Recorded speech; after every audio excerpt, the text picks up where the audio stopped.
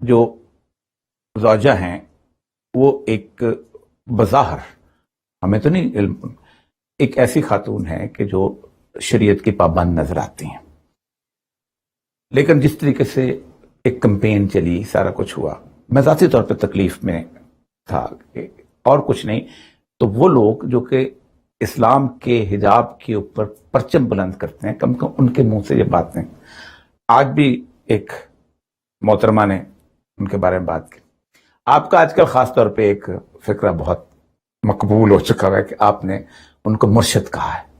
حالانکہ قرآن کہتا ہے ہن لباس لکم ون لباس لہن، وہ تمہارا لباس ہے، ملبوس ہیں، ایک لباس کہتے ہیں ستر پوشی کے لیے۔ یہ مرشد آپ کے منہ سے کیسے نکل گئے؟ اصل میں وہ مجھے مرشد کہتے ہیں نا لوگ، تو میں اس کو کہنے کی کچھ اور مقصد، کیونکہ دیکھیں مرشد کا مطلب ہوتا ہے رشد حاصل کرنے والا۔ اصل میں مرشد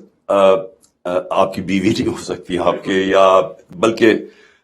مجھے جہاں تک مجھے سمجھ ہے کہ خاتون مرشد نہیں ہو سکتی، مجھے نہیں، سیدہ عائشہ جو ہیں یہ پاک تمام بڑے بڑے فقی جو ہیں ان کے سامنے ذنو تلمس طے کرتے تھے، اور ہماری فقہ کی ایک پوری برانچ سیدہ عائشہ سے چلتی۔ نہیں، اس کو تو کوئی شک نہیں ہے، حضرت رابعہ بصرہ بھی تھی، لیکن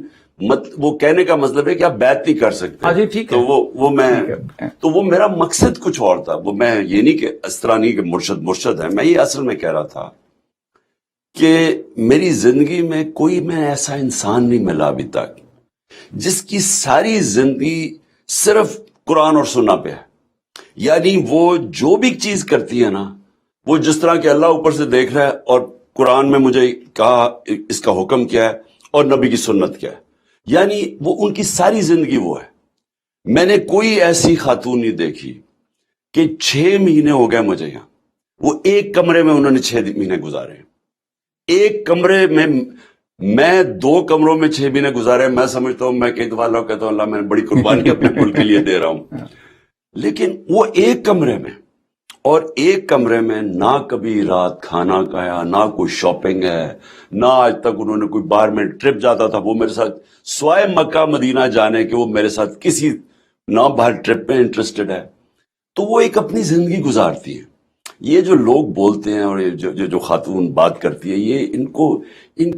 ان کے ذہن ہی نہیں وہاں سمجھ سکتے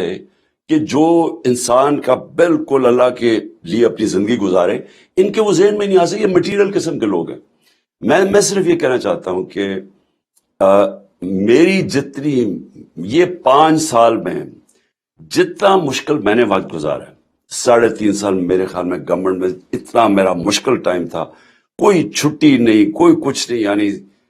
پریشر ہی پریشر، کبھی ایک کرائسس ہے، کبھی دوسرا ہے، کبھی تیسرا ہے، یعنی مشکل، بینکرپٹ ملک، پھر کووڈ آ گیا، پھر اندر سے سازشیں، گورنمنٹ کمزور، کبھی کوئی ٹانگ کھینچ رہا ہے، کبھی آپ کے MNS تنگ کر رہے ہیں، یعنی وہ بڑا مشکل ٹائم تھا۔